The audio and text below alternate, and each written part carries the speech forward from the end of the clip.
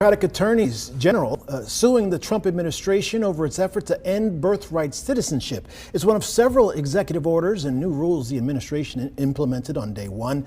It ends legal right to citizenship for all children born in a country's territory, regardless of parentage.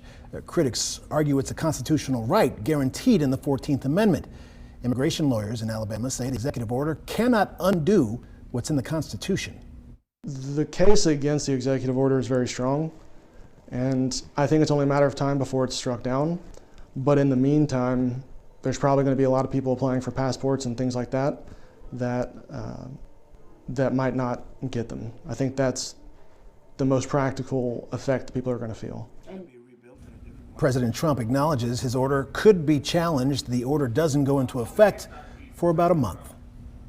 The executive order also impacts those seeking asylum here in the U.S. Shortly after Trump signed it, those with pending applications and interviews were told their appointments had been canceled. Yeah, our WVTM 13's Magdala Luzon spoke with a local doctor who's sponsoring a Cuban native to come to the United States, and she has their reaction.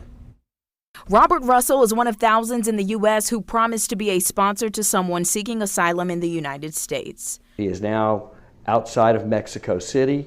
He's working. He's got 2 jobs. President Donald Trump's recent executive order to abruptly shut down the Customs Border Protection's One mobile app frustrates Russell, who's been filling out the paperwork to get his friend here. My personal feeling is that it is a pause, a reset, rather than a complete stop of all immigration.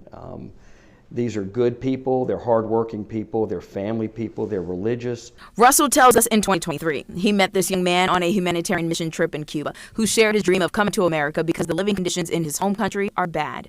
Russell called him on the phone for us. I still have faith, I think that sometimes in life, one door can close to you, but that means that even more doors has been opened to you, The fact that one door closes to you because some doors is opening for you, so I'm still having hope about it, my friend. Good. Well, keep that and keep doing what you're doing, and hopefully we'll see you soon, okay?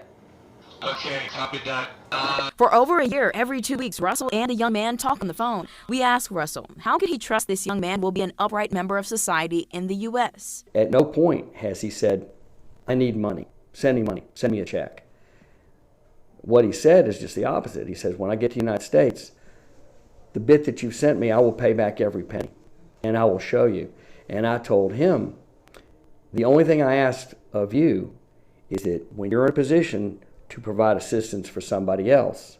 And the young man said that's what he'll do. The first thing that I want to do is to help in my community, help in my town, help the people that have been going through a similar situation as mine. In Jefferson County, I'm Magdala Luzon, WVTM 13.